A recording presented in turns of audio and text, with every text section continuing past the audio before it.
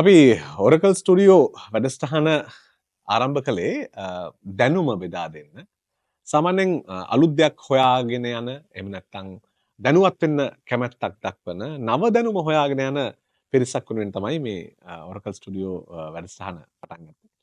ඇත්තටම නුවන් ධනුෂ්ක අයිබෝන් අයිබෝන් නෝජරේ. අයිවන් නුවන් ධනුෂ්ක කියලා කිව්වහම මේ හැමතැනම අපිට පේන කෙනෙක්. සාමාන්‍යයෙන් සමාජයේ එහෙම නැත්නම් ශ්‍රී ලාංකික සමාජයේ යම් වැඩක් කරනවා නම් එතනත් නුවන් ඉන්නවා. බිස්නස් ෆෝරම් එකෙත් ඉන්නවා. එතකොට ඔන්ටර්ප්‍රනර්ස්ලා ගාවත් ඉන්නවා. ඒ වගේම මේ මම එක කිව්වේ මේ නොපෙනෙන තැනක් නැති තරම් නුවන් ලංකාවේ NDB ගෲප් එකේ නියෝජ්‍ය සාමාන්‍ය අධිකාරීවරයෙක් විදියට කැපිටල් මාකට් එකේ හොඳටම වැඩ කරපු කෙනෙක්. එතකොට ඉන්වෙස්ට්මන්ට් ඇඩ්වයිසර් කෙනෙක් විදියට ඒ වගේම මේ දේපළ වෙළඳාම් ක්ෂේත්‍රයේ නවසීලන්තේ මේ ඉතාම පුළුල් දැනුමක් අවබෝධයක් තියෙන කෙනෙක්. ඒ සඳහා අවශ්‍ය කරන ඇකඩමියානු ක්වොලිෆිකේෂන් එකත් හොඳටම අරන් ඉන්න කෙනෙක්. නුවන් ඉතින් මට හිතුණා මේ අපි අර සාමාන්‍යයෙන් කතා කරන දේවල් වලට අමතරව අර දැනුම සහ කෙනෙක්ට යමක් ගන්න පුළුවන් කතාවකට අපි ගියොත් හොඳයි කියලා. මම කැමති ඉස්සෙල්ලම මේ බිස්නස්මන් නැත්නම් ව්‍යාපාරිකයා සාර්ථක කෙනෙක් කියන්නේ කොහොමද? නැත්නම් සාර්ථක ව්‍යාපාරිකයා කියන්නේ කවුද කියලා කියන එක ඩිස්ක්‍රයිබ් කළම අපේ කතා බහ පටන් ගන්නවා. අනිවාර්යෙන් වජිර. බොහොම ස්තුතියි මට මේ අවස්ථාවට ආරාධනා කරපු එකට ප්‍රථමයෙන්ම. විශේෂයෙන් මේ සාර්ථක ව්‍යාපාරයක් අපි කෙලින්ම අහපු ප්‍රශ්නෙට යමු. කෙනෙක් කීප දෙනෙක් මනින්න පුළුවන් අපේ බැංකු account එකේ මෙච්චර සල්ලි ප්‍රමාණයක් තියෙනවා. මට ඉඩකඩම් මෙච්චර ප්‍රමාණයක් තියෙනවා. එහෙම නැත්නම් මම කැපිටල් මාකට් වල මෙච්චර ඉන්වෙස්ට් කරලා තියෙනවා. දැන් ක්‍රිප්ටෝ කරන්සි ගැනත් කතා වෙන මෙච්චරක් තියෙනවා. මේ ආදී වශයෙන් කෙනෙක් බලන්නට පුළුවන් මේ නම්බර් එකෙන් අපි පොහොසත් කියලා. නමුත් වජිර ඇත්තටම ඒ ඇතුළේ තිරන්තයට ගිහිල්ලා බලන්නට ඕනේ ඔහු කොච්චර බැංකුවලට ණයයිද ඔහුගේ ධනය අපි ඒකට ඉක්විටි එකක් හැටියට කියලා තියෙනවා මේ අතර තියෙන සම්බන්ධය කොතෙක්ද දුරද කියන එක අපි අනිවාර්යෙන් බැලිය යුතුයි. ඒතකොට කෙනෙක් හිතනවා යා ළඟ තියෙනවා වත්කම් 1000ක් අපි කියමුකෝ බිලියන ගානක වත්කම් එකතු කරලා තියෙනවා. නමුත් ඒකම එහාගේ පැත්තෙන් එහා පැත්තෙන් ගිහිල්ලා බලද්දී බැංකුවට ණය වෙලා තියෙන සමහරට ඊටත් වැඩි ප්‍රමාණයකින් ණය වෙලා තියෙන්න පුළුවන්. එතකොට අපි ඔහු පෝසතෙක් හැටියට අපි දකින්නේ නැහැ. එහෙනම් මේ අතර ඔබට තියෙන ඉක්විටි එකයි ඔබට තියෙන ණය අතරයි මනා සම්බන්ධයක් පවත්වාගෙන ඔබ දියුණු වෙනවා නම් මගේ දැනුම හැටියට මම ඔහු ඉතා හොඳ පෝසතෙක් කියලා කියනවා. එතන කම්බිනේෂන් එකක් හැටියට ගත්තොත් ඔබට ණය තියෙන්නට ඕන. ණය නැතුව අපිට කවදාත් පොහොසත් වෙන්න බෑ වජිර. උදාහරණයක් ඇතුලේ මේ අතර කම්බින අපි ගත්තොත් 100ක් ණයත් එක්ක දුවන්නත් බෑ 100ක් ඔබ අතේ තියෙන ඉක්විටි එකක් එක්කත් දුවන්නත් බෑ. ඒතකොට මේ අතර කොහොමද කළමනාකරණය කරලා අපි පෝසත් වන්නේ කියන තැනින් තමයි මගේ නිර්වචනය හැටියට මම පෝසතෙක් හැටියට දකින්නේ. හොඳයි දැන් හොඳ ආන්සර් එකක්. දැන් ඇත්තටම ගත්තොත් එහෙම පුද්ගලයෙක්ගේ ගත්තාම මික්ස් එක කොහොමද තියෙන්නේ? දැන් අපි ගත්තොත් දැන් පැකේජින් මික්ස් එක කියලා කියන්නේ. පර්සනල් පැකේජ් එකක් විදිහට ගත්තාම ඔය කියපු ආන්සර් එකේම ඔය කියපු උත්තරේම මික්ස් එකක් විදිහට අපි හැදුවොත් එහෙම කොහොමද අපිට පේන්නේ? අනිවාර්යයෙන්. ඒකෙදී වජිර මම දකිනවා හිතන්න අපි සමහර කෙනෙක්ට හිතන්න පුළුවන් ණය ඉතින් ඔයා ළඟ තියෙනවා රුපියල් ලක්ෂයක මුදලක් ඔබ ළඟ තියෙනවා නම් ඔබ ඒ ලක්ෂයෙන් ඔබ කරන්න යන වැඩක් ගැන හිතුවොත් ඒකේ තියෙන අපි දකින්න නැති opportunity cost එකක්. ඔයාට අවස්ථාවක් තියෙන ඔයාට ගිහලා ව්‍යාපාරයක් පටන් ගන්නත් පුළුවන්. එහෙම නැත්නම් ඔයාට ගිහලා බැංකුවක මුදල් ආයෝජනය කරන්න පුළුවන්. එහෙම නැත්නම් ඔයා ළඟ නිකන් ගෙදර සල්ලි ටික තියාගෙන ඉන්න පුළුවන්. මේ තියාගෙන ඉන්න අවස්ථා තුනේදීම ඔබට දකිනවා ඔබට ආයෝජනය කරොත් ලම් කිසි මුදලක් හිතන්නකෝ ගිහලා බැංකුවක ගිහලා සල්ලි ටික තැන්පත් කරොත් 106ක 10ක වටිනාකමක් අවුරුද්ද අවසානයේ ඔබට ඇඩ් වෙනවා. එහෙම නැතුනොත් ඔබ මේක ගෙදර තියාගෙන හිටියොත් ඔබට යම් කිසි වටිනාකමක් ලැබෙන්නේ නැහැ. එහෙම නැතු ඔබ හිතුවොත් මේ සල්ලි ටික මොන හරි ව්‍යාපාරයකට ආයෝජනය කරලා ඒ ව්‍යාපාරයෙන් යම් කිසි ප්‍රතිහිතන්න ඔබ ගිහිල්ලා බහන්න ටිකක් කොහරි කොළඹකට ඇවිල්ලා කොළඹින් බහන්න මිලදී අරගෙන කමට ගිහලා මේ බහන්න ටික විකුණනවා එම රුපියල් ලක්ෂයක වටිනාකමට හරියන්නේ. ඒතකොට ලක්ෂයක බහන්න අරගෙන ඔබ ලක්ෂ දෙකකටම බහන්න විකුණුවොත් එහිදී ඔබට ලක්ෂයක වගේ වටිනාකමක් එකතු කර ගැනීමේ හැකියාව තියෙනවා. එහෙනම් අර මුදල් වල අපි කොහොමද වැඩිපුර ප්‍රතිලාභයක් ලබා ගන්න කියන එක අපි ස්ටෙප් බයි ස්ටෙප් ඇනලයිස් කරලා බලන්නට ඕනේ. එහෙම නැතුව වුණොත් වෙන්නේ අර මුදලේ හැම වෙලේම කියන ආවස්තික පිරිවැත්තෙන් අපි එක තැනකින් ඉඳන් තව තැනකට යද්ද ගිහලා ඉන්වෙස්ට් කරද්දී අපිට මිස් වෙන හොඳම අවස්ථාවට ලැබෙන්න තිබුණ ප්‍රතිලාභයත් අපි අනිවාර්යෙන් ඇඩ් කරලා තමයි අපේ ප්‍රතිලාභය අපි ගණනය කළ යුත්තේ. දැන් ඇත්තටම දැන් නවසීලන්තේ මාකට් එක දිහා බැලුවයින් පස්සේ ගොඩක් වෙලාවට මේ ඩෙට් මැනේජ්මන්ට් කියලා කියන එක හොඳම කෙනා හරියට දියුණු වෙලා ඉන්නවා. එහෙම නැත්නම් ඒක හරියට මැනේජ් කරගන්න බැරි කෙනා සමහර වෙලාවට බැංක්‍රප්ට් වෙන්න පුළුවන්, කම්පැනි සාර්ථක වෙන්න පුළුවන්, එහෙම වෙන්න පුළුවන්. ඉතින් ඇත්තටම මේ ණය කළමනාකරණය කියලා කියන්නේ. දැන් අපි ගත්තොත් ප්‍රොපර්ටි එකක් ගත්තත් මෙහි ප්‍රොපර්ටි එකත් අපි ගොඩක් වෙලාවට 90ක් විතර 80ක් 90ක් ණය වෙලා ගන්න. එතකොට මේ මෙන්න මේ ඇතුලේ නැත්නම් මේ තුල සාර්ථකත්වය ලබා ගන්න කොහොමද? ඩෙප් මැනේජ්මන්ට් කියන එක, ණය කළමනාකාරීත්වය කියන එක පුද්ගලයෙක් විදිහට වැදගත් වෙන්නේ කොහොමද? ව්‍යාපාරිකයෙක් විදිහට? අනිවාර්යයෙන්. මම මේක ඇත්තටම රියල් එස්ටේට් ඇස්සෙම උදාහරණයක් දෙන්නම්. ඔයාම මතු කරා. ඒ කියන්නේ අපි ගෙදරක් අපි ෆස්ට් හෝම් කෙනෙක් බය කෙනෙක් ගියක් ගන්න යද්දී මෙහි අවස්ථා තියෙනවා 105ටත් ලෝන් එකක් ගන්න පුළුවන්. ඉතින් බැංකුව කැමති ඔබට 120ක වගේ ඉක්විටි එකක් එක්ක ගිහිල්ලා ඉතුරු 80 හෝ 95 දක්වා බැංකුවෙන් ණය ලබා ගැනීම හැකියාව තිබෙනවා. එතකොට අර වජිර අහපු ප්‍රශ්නෙට නැවතත් ගියොත් එහෙම මේක සල්ලි තියෙනවා නම් සම්පූර්ණ ගෙවලා ගන්න පුළුවන් අපිට හොඳයි. නමුත් අර මම ඉස්සෙල්ලා කලින් කිව්වා වගේ අපි 100%ක්ම ගිහිල්ලා සල්ලි දාලා ප්‍රොපර්ටි මිලදී ගද්දි අපිට අර 180 අපිට වෙන තැනකට ආයෝජනය කරලා අපිට හිතන්න අපි තැන තැනකට ගිහිල්ලා රුපියල් ලක්ෂය නම් ගෙදර වටිනාකම 20000ක් ගිහිල්ලා ගේ ගන්න ගිහිල්ලා 20000ක් දීලා බැංකුවෙන් ඉතුරු 80000 ගද්දි බැංකුවේ ණයට සමායට වාගේ වන්නේ 106ක වගේ ඉන්ට්‍රස්ට් එකක් වෙන්න පුළුවන්. එතකොට 106ක් තමයි ඔයාට අනිවාර්යෙන් කොස්ට් වෙන්නේ ඒ කාල පරාසය තුල. නමුත් ඒ 80000 ගිහිල්ලා ඔයා කොහේ හරි ඉන්වෙස්ට් කරා නම් ඒකම ඉන්වෙස්ට් කරා නම් සමහරවිට ඔයාට ඔපචුනිටි එකේ 10%ක රිටර්න් එකක් ලබා ගන්න 120ක රිටර්න් එකක් ලබා ගන්න. ඒ අතර එතකොට අපිට පේනවා එතනින් ඔබට අවස්ථාවක් නිරන්තරයෙන්ම තිබෙනවා. නමුත් වෙලා තියෙන්නේ අපි විශේෂයෙන් නවසීලන්තේ ජීවත් වෙද්දී අපි බයයි ජීවිතේට රිස්ක් එකක් ගන්න. අපි හිතනවා මේ ලෝන් එක අපි ඉක්මනට ගෙවලා ඉවර කරන්නට ඕනේ. මොකද ඇත්තටම ඔතන ඉන්ට්‍රස්ට් එකක් බැලුවොත් එහෙම අවුරුද්දක් තුරාවට බැඳගෙන ගියොත් ඒ වෙනුවෙන් ඔබ අනිවාර්යෙන් පොලියක් ගෙවනවා ඔබ ගන්න ලෝන් එකට. ඒක ඇත්තටම කොස්ට් එකක්. නමුත් කොස්ට් එකක් වුණාට ඔබ ඒ මුදලම ඔබ ළඟ තියෙනවනේ ඔබ ගෙන තැනක ගිහිල්ලා ඔබ ආයෝජනය කරවුවොත් ඔබට බැංකුවෙන් ගන්න ලෝන් එකේ ඉන්ට්‍රස්ට් එකට වඩා වැඩි ප්‍රමාණයකට ආයෝජනය කිරීමේ හැකියාවක් තිබෙනවා.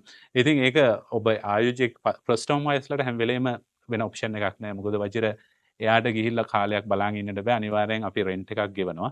රෙන්ට් එක හිතන් සතියට ඩොලර් 500ක් 600ක් ගෙවනවා නම් අපිට ඒ ප්‍රමාණයට බැංකු ලෝන් එකක් සර්විස් කරන්නට පුළුවන් නම් ප්‍රශ්නයක් වෙන්නේ නැහැ. යාට ලෝන් එකට අනිවාර්යෙන් ගිහිල්ලා ගියක් ගැනීමට සිදු වෙනවා. නමුත් ඔබ ආයෝජකයෙක් නම් ඔබ ආයෝජනයක හරි එහෙම නැත්නම් ඔබ ඉන්වෙස්ටර් හරි ඩෙවලොප්මන්ට් කෙනෙක් කැටගරි එකට ගියොත් එහෙම ඔහුට පුළුවන් අර තියෙන පළවෙනි ගේ නෙමෙයි ගෙවල් දෙක තුනක් තියෙන්නට පුළුවන් බැංකුවත් එක්ක ගනුදෙනු කරලා එයා ළඟ තියෙන ඉක්විටි එක 120ක් තියාගෙන බැංකුවෙන් 80ක් අරගෙන හිතන්න එයා ඩෙවලොපර් කෙනෙක් නම් ගෙවල් කීපයක් ඉඩමක් අරගෙන බැංකුවෙන් සල්ලි අරගෙන ගෙවල් කීපයක් හදලා ඒ ගෙවල් විකිණීම තුලින් ඔහුට ලාභයක් ලබා ගන්නට පුළුවන් අවස්ථාවක් තියෙනවා. එතකොට ඔබ ළඟ ඉක්විටි එක 20% තිබුණාට බැංකුවෙන් තවත් 80ක ණයක් අරගෙන ගෙවල් හදලා ඒ හැදලා විකුණීම තුළින් ඔහුට ලාභයක් උපයා ගැනීමේ හැකියාව තිබෙනවා. ඉතින් මේක ටිකක් කම්ප්ලිකේට් වෙන්න පුළුවන් ෆස්ට් හෝම් බය කෙනෙකුට. මොකද ඔහුට අවස්ථාවක් තියෙනවා ෆස්ට් හෝම් එකක් අරගෙන එතනින් ඔහු ඉක්විටි එකක් කාලය තුලවට ප්‍රොපර්ටි එකේ වටිනාකම වැඩි වුණොත් එහෙම ඔබගේ ඉක්විටි එක වැඩි වෙනවා ලෝන් එක ඒ තැනමයි තියෙන්නේ. එතකොට ඔබ 20000ක් අපි හිතන් ලක්ෂයක අපි වටිනාකමක් ගත්තොත් 20000 තමයි ඔබේ ඉක්විටි එක. කාලය තුලවට ප්‍රොපර්ටි එකේ වටිනාකම උඩට આવොත් වෙන්නේ ලක්ෂය ඉඳන් 1,10,000ට ප්‍රොපර්ටි එක වැලියු එක උඩට වෙද්දි ඔබේ ඉක්විටි එකේ වටිනාකම 30000ක් වෙනවා. ලෝන් එක 80000මයි තියෙන්නේ. එතකොට ඔබට පේනවා අපි ලෝන් එකක් ගත්තත් අපේ ඉක්විටි එකේ වටිනාකම කාලයක් තුරාවට වැඩි වෙලා තියෙනවා. ඒතර ඔහොම ගත්තයින් පස්සේ ඇත්තටම මේ පුද්ගලයෙක් විදියට දිනුනකොට මේ ෆයිනෑන්ෂල් ලිටරසි කියන එක හරි වැදගත්. ඒ කියන්නේ මේ ඇත්තටම මූල්‍ය සාක්ෂරතාවය දැන් අපි ගත්තොත් ඒක කෙනෙක්ගේ ජීවිතයට දියුණුව සඳහා සෑහෙන බලපාන සාධකයක්. මේ කොහොමද මේ කියන්නේ මම කියන්නේ හොඳටම ඉගෙන ගත්ත කෙනෙක් නෙවෙයි සාමාන්‍ය කෙනෙක්ට කොහොමද ඒක වැදගත් වෙන්නේ? අනිවාර්යෙන්. මෙතන තමයි මම හිතන්නේ අර අහපු අනිත් ප්‍රශ්නේ තියෙන පොහොසත් සහ කියන වචන තවත් උදාහරණයක් ෆයිනෑන්ෂල් නොලෙජ් එක හොඳට දැනගත්ත අය මුදල් හොයලා ඉවරයි. ඒ කියන්නේ ඇත්තටම මේගොල්ලෝ මුදලින් පොහොසත් වෙලා ඉවරයි. මට මතකයි 2010 2011 වගේ ගොඩක් අය දන්නවනේ මේ Facebook කියන කම්පැනි එක. Facebook කම්පැනි එක ඉනිෂියල් ෂෙයා එක ඉෂුව කරා ඩොලර් 20කට තමයි ෂෙයා එකක් ඉෂුව කරේ.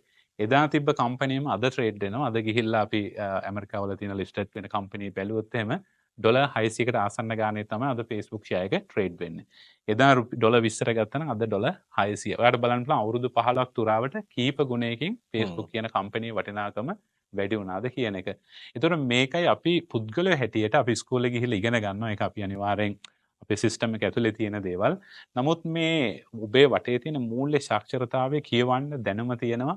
මේ විශේෂයෙන් අද ඔබට ඇහෙනවා මේ OCR එක නවසීලන්තේ ඉන්න ඕගොල්ලන්ට ඇහෙනවා මේ OCR එක උඩ යනවා පල්ලේ යනවා පොඩ්ඩක් ස්ටඩි කරලා බලන්න පුළුවන් මේකෙන් අපිට තියෙන ඉම්පැක්ට් එක මොකක්ද කියන විශේෂයෙන් වජිර මේ අපේ පොලි අනුපාත ගැන කතා කරවුවොත් පොලි අනුපාත උඩ යන වෙලාවක හිතුවොත් ඔබට තේරෙනොත් මේ පොලි අනුපාතය වැඩි වෙගෙන යනවා කියලා හිතනොත් ඒ වෙලාවට අපි කරන්න ඕනේ මොකක්ද ඔබ හවුසින් ලෝන් එකක් තියෙනවා නම් ඒ හවුසින් ලෝන් එකට අපි මොකක්ද කළ යුත්තේ සරලව කිව්වොත් එහෙම අපිට තේරෙනවා රේට් එක උඩට යනවා කියන එක ඔබ අද 6 ඉන්නවා නම් ඔබ හිතනවා නම් ලබන අවුරුද්දේදී මේකට 10ට වැඩි වෙනවා කියනවා නම් ඔබ අනිවාර්යෙන් රේට් එක ෆික්ස් කරන්න ඕනේ. ඔබට හිතුණොත් රේට් එක පල්ලෙහාට එනවා මේ දැන් කියලා මේ 10 තියෙන එක අඩු වෙගෙන එනවා කියලා ඔබ මෙතන ඉන්නේ. ඔබ ඒ වගේ අවස්ථාවක වේරියබල් ඔබ ෂෝට් ටර්ම් රේට්ස් එකට ගිහිල්ලා ෂෝට් ටර්ම් තියෙන රේට්ස් වල ඉන්න ඕනේ. එතකොට ඔබ කාලයක් කොහේ හරි තැනකට ඇවිල්ලා ෆික්ස් වෙන්න පටන් ගද්දී එහෙම නැත්නම් අපි කියන ස්ටැබිලයිස් වෙන්න පටන් ගත්තොත් එතනදී ඔබට ෆික්ස් කිරීමේ තේකට යොමු වෙන්න පුළුවන්. ඉතින් මම සියලු දෙනාටම ආරාධනා කරන නවසීලන්තේ වගේම ලංකාවේ ජීවත් වෙන අපි ශ්‍රී ලාංකිකයන්ට වැඩිපුර මීට පිළිබඳව ඒ කියන්නේ මූල්‍ය සාක්ෂරතාවය පිළිබඳව කියවන්න පාසල් වලටත් පුළුවන් නම් ඒ පිළිබඳව දැනුම අපේ දුවා දරුවන්ට ලබා දෙන්න. ඒක මහඟු සේවාවක් වෙයි මේ පොහොසත් ගමනකට යන්නේ කොහොමද කියන එක. ඔව් දැන් ඇත්තටම කෙනෙක් හිතුවොත් එහෙම පැය 8 ජොබ් එකක් කරලා සතියට පැය 40ක් 45ක් කරලා තමන්ගේ ලයිෆ් එක ඉස්සරහට ගෙනියනවද? එහෙම නැත්නම් ඊට වැඩිය එෆර්ට් එකක් දාලා රිස්ක් එකක් අරගෙන බිස්නස් එකක් කරලා එහෙම යනවද? දැන් මෙහෙම ගත්තාම මේ නවසීලන්තේ පොඩි මතයක් තියෙනවා මෙහෙම බිස්නස් එකක් කරන්න නැතුව නම් දියුණු වෙන්න බෑ කියලා. දැන් ඒක කොහොමද අපි ඩිස්කස් කරන්නේ? ඔව් ඒක බිස්නස් එකක් කරලා දියුණු වෙන්න බෑ කියන තැනම අපි අර රිස්ක් එක කියන බයක් තමයි අපේ හිත වලට දාන්නේ. නමුත් ඒ කතාව සම්පූර්ණයෙන් වැරදි. අපේ ළඟම අපේ හිතවත් අපි දන්න පිරිසම ඉන්නවා මේ ක්‍රමවේදයෙන් එළියට ආපු අය. නමුත් ඔබට නිදි නොමර ඉන්න වෙයි. ජීවිතයට අවදානමක් ගන්න වෙයි. ඒ කියන්නේ ඔබ ව්‍යාපාරයක් කරනවා කියන්නේ ලාභ පාඩු දෙකයි තියෙන. ඉතින් ලාභය වැඩි කරගෙන පාඩුව අවම කරගන්න එකට අපි ලෑස්ති වෙන්නට ඕනේ. එහෙම නැත්නම් ඇත්තටම වජිර උදේ 8ට ගිහිල්ලා හවස 5ට ඇවිල්ලා අපි මොන ජොබ් එක කරත් ඔබ දන්නවා ඔබට earn කරන්න පුළුවන් salary එක. මම නම්බරයක් වශයෙන් කියන්න ඔබ දන්නවා පැයට ඩොලර් 20ද 30ද 50ද earn කරලා අපිට පැය 40යි වැඩ කරන්න පුළුවන්. ඉතින් ව්‍යාපාරිකයෙක් එහෙම නෙවෙයි. ඔහු පැය 40ට එහා ගිහිල්ලා වැඩ කරනවා.